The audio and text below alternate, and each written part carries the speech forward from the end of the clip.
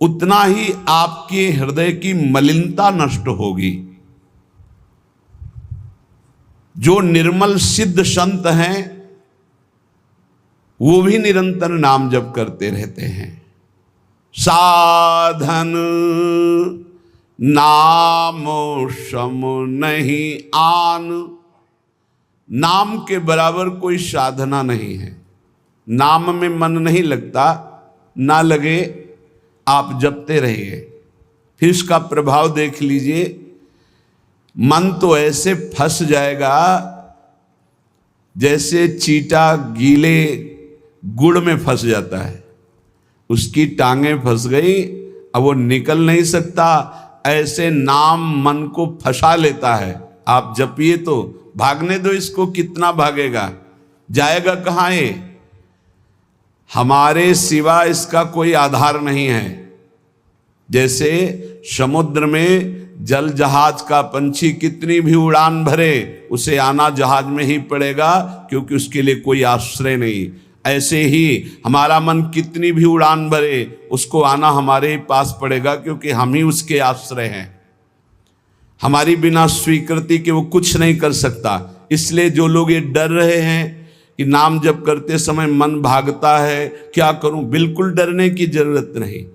बहुत धैर्यपूर्वक जहाँ जहाँ जाए वहाँ से हटा के नाम में लगाओ, या जहाँ जहाँ जाए वहाँ प्रभु को देखो। अगर ऐसा भी नहीं हो रहा तो छोड़ दो, नाम पर ध्यान दो।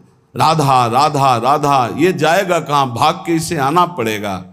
जपत शिव सनकादि शारद नारदादि सुजान, साधन नाम सम नहीं आन।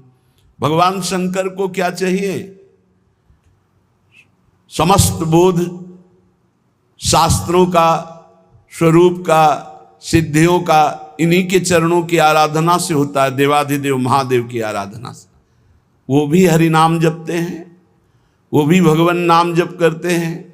सनकादि को क्या, ये तो परम सिद्ध है, पर हरिशरणम हरिशरणम हरिशरणम।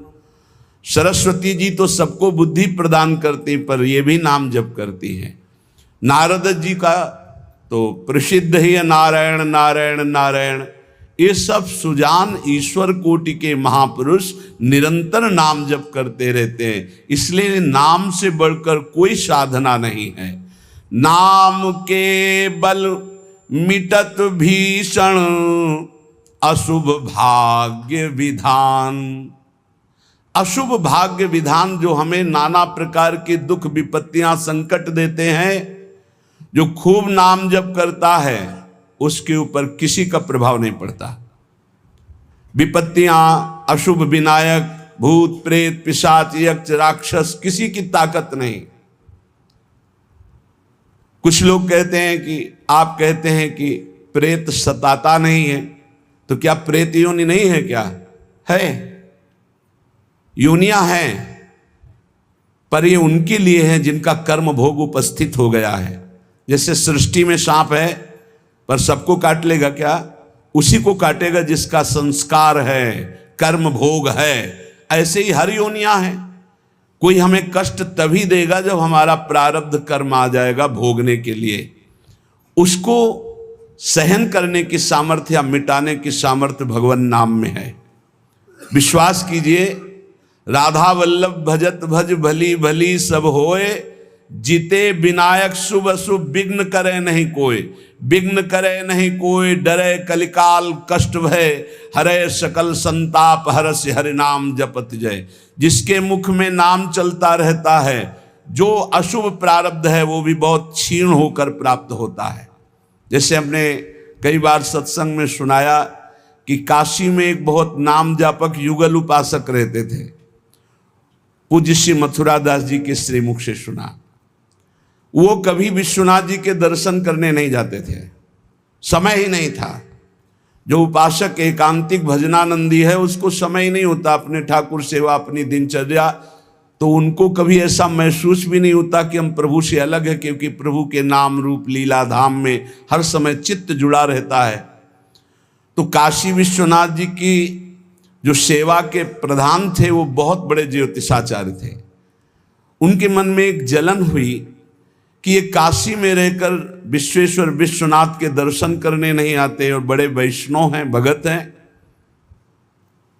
तो वो समय के अनुसार तत्काल विचार करते थे। तो विचार किया उनके जीवन के विषय में, तो लिखा था कि परसों म्लेच्छ सेना आएगी और उनका सर्वनाश कर देगी।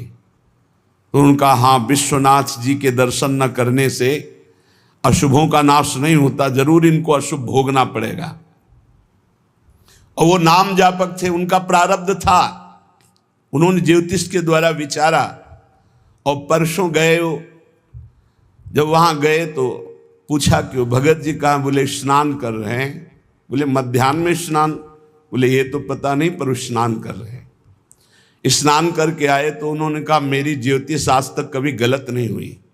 भगवान विश्वनाथ जी के वरदान से मुझे ज्योतिष का ज्ञान है, और 12 बजे आपके पास म्लेच्छ सेना आनी चाहिए थी आज, और वो आपका विनाश करने, तो वो आई नहीं। इसका मतलब मेरी ज्योतिष झूठी हो गई। बोले नहीं, आपकी ज्योतिष झूठी नहीं हुई, म्लेच्छ सेना आई थी। बोले यहाँ तो सब यथावत है। बोले प्रगट में नहीं आई। मैं जब भोग पधरा कर प्रिया प्रीतम का ध्यान कर रहा था भोग का, उसी समय म्लेच्छ सेना मेरे ध्यान में आई और सब कुछ विनाश किया। फिर मेरा ध्यान टूटा, तो हमने सोचा चलो प्रगट में न सही, भाव में तो आई, तो इसीलिए स्नान करने गए थे, अब भोग उसारेंगे ठाकुर जी का।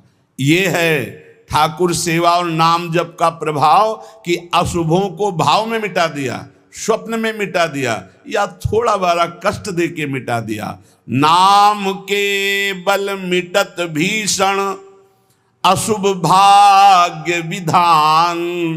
भीषण अशुभ भाग्य का विधान नाम जप से मिट जाता है। नाम बल मानो लहित सुख सहज मन अनुमान। जैसा सुख चाहिए तुम्हें, जो सुख चाहिए तुम्हें, वो तुम्हें प्राप्त होगा, केवल नाम जब बढ़ाओ। जो इच्छा करी हो मन माही, हरि प्रसाद कछु दुर्लभ नाही। जैसे बाजार में आप जो चीज चाहो ले सकते हो, पर आपके पास रुपया होना चाहिए। ऐसे ही त्रिभुवन में जो चाहो प्राप्त कर सकते हो, आपके पास भजन बल होना चाहिए, नाम बल होना। नाम बल मानो लहित सुख सहज मन अनुमान। नाम टेरत टरत दारुण विपत्ति शोक महान साधन। नाम श्रम नहीं आन। नाम के बराबर कोई साधना नहीं। जो मानो हर समय नाम रटता रहता है, तो मन के इच्छा के अनुसार उसको भोगों की प्राप्ति हो जाती है। भोगों की प्राप्ति ना चाहे तो भगवत साक्षात्कार हो जाता है। भगवत साक्षात्कार भी ना चाहे तो अद्भुत प्रेम प्रकट हो जाता है। नाम का प्रभाव। नाम टेरत टरत दारुण विपत्ति शोक महान। कोई कितनी भी विपत्ति शोक में हो, खूब नाम जप करो, देखो हर विपत्ति कोहरे की तरह नष्ट हो जाएगी। जैसे सूर्य के उदय होते ही कोहरा सब विध्वंस हो जाता है, ऐसे ही नाम का जब प्रकाश उदय होगा, हर दुख विपत्ति नष्ट हो जाएगी। आरत करी नर नारी, ध्रुव सब रहे शुचि सही दान। नाम के परताप ते जल पर तरे पाषाण। जिसने आर्त भाव से नाम जप किया हो, चाहे स्त्री हो, चाहे पुरुष हो, बालक हो, चाहे वृद्ध हो, ध्रुव माने परम सत्य, सब परम पवित्र हो गए और निहाल हो गए। जो भगवान नाम जप किए सब आनंद मस्त हो गए।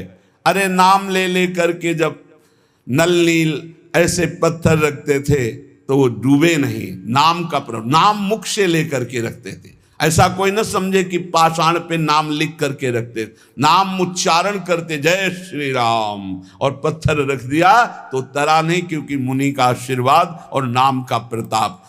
नाम बल सागर उलांघ्यो सहज ही हनुमान। हनुमान जी महाराज भगवान के चरणों का चिंतन करते हुए जय श्री राम, पूरे समुद्र को लांघ गए। ये समुद्र से भी बढ़कर भव समुद्र है। अगर ठीक से नाम जप करो तो लांघना ही नहीं पड़ेगा, सूख जाएगा। नाम लेत भव